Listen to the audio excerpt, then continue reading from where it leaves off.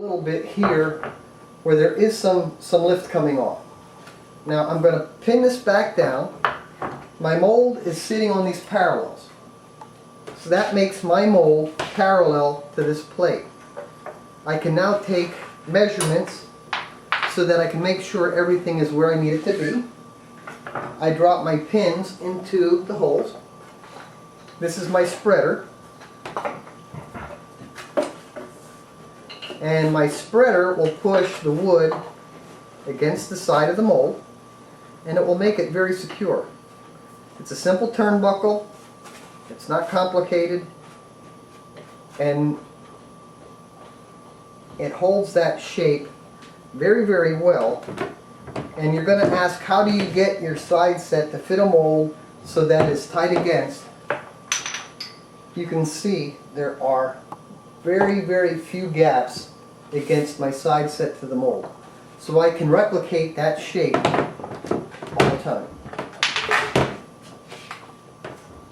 Once I have it in the mold and I have everything secure, I want to start establishing some geometry. This is the back. I'm not worried about getting it 100% perfect because we're going to put the kerfing on and really true it up. What I want to do is rough it in so that when we put the kerfing in, we don't have quite so much work to do. Pencil line along the sides.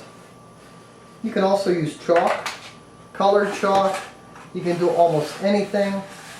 I personally like a 15-foot radius. This is a larger guitar, so I'll probably do a 20-foot radius. And this is what I call driving the bus. Sounds like a donkey. You take a couple of rubs.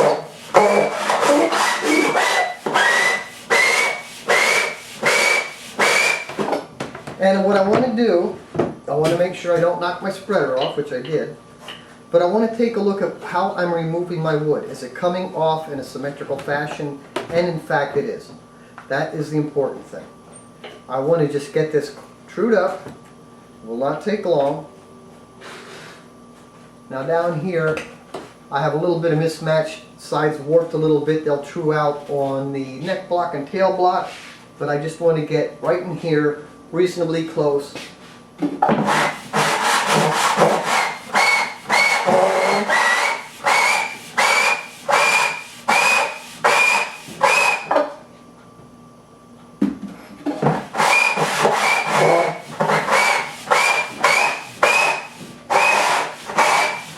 And you'll see me walk around so I don't infer a given shape at one point.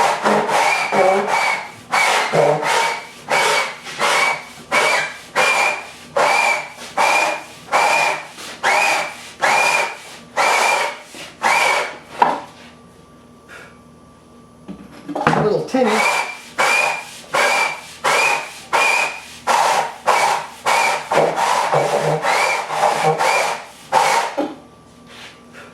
Although you may not be able to see it, my pencil mark is pretty much gone. This is the back. The top is where I really want you to be able to see what I'm going to do, because I'm going to create 3 distinct and separate areas on the top. Now, I'm going to take that parallel, and that actually will go right underneath the side set to support it, so that this is reasonably secure. I know some people that have actually taken their discs, drilled holes in to match the pins, and lay them up on top, and that works well too. It doesn't matter. The important part here, from the bridge down and from the fingerboard up, are the 2 areas we're going to shape. Right now I'm going to flatten, or I should say true, the top to the mold.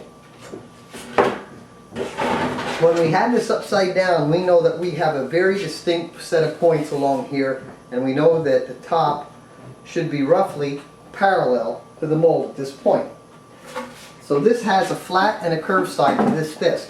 I'm flattening it right now.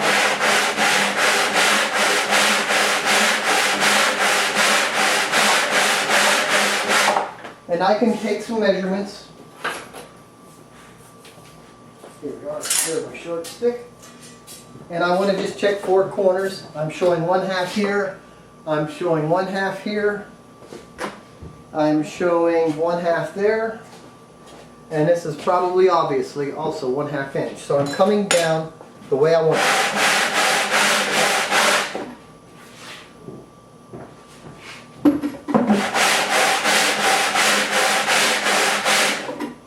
Alright, at this point, I know that I'm 4 1/8 of an inch. I want to be about 4 1/4 on the finished height, so I'm getting very close to where I want to be. I'm going to put a little pencil mark from what would be about the saddle area back and what will be the fingerboard extension front. This I'm going to now go with a 28-foot disc. I use a 1.5 degree neck angle. 28 foot gives me the appropriate angle if you would figure the distance of the cord on a 28-foot radius.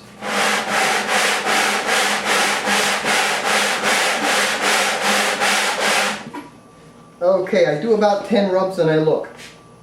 I can see that I'm reasonably symmetrical coming down. Probably need a little bit more on my right side. So I'll just give a little weight to this side.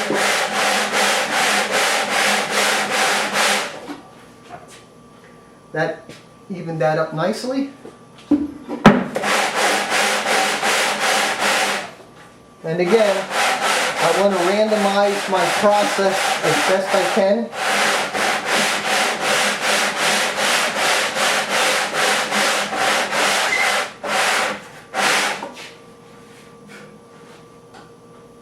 A little more.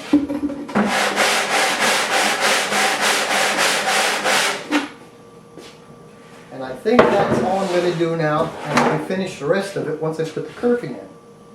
What I've done, this area is flat, this area is domed, this area is also domed.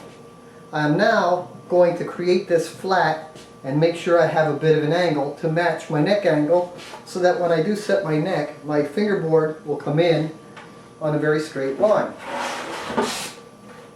I am one that likes to have my string height upon finish at 1 inch or 1/2 of an inch in front of the bridge.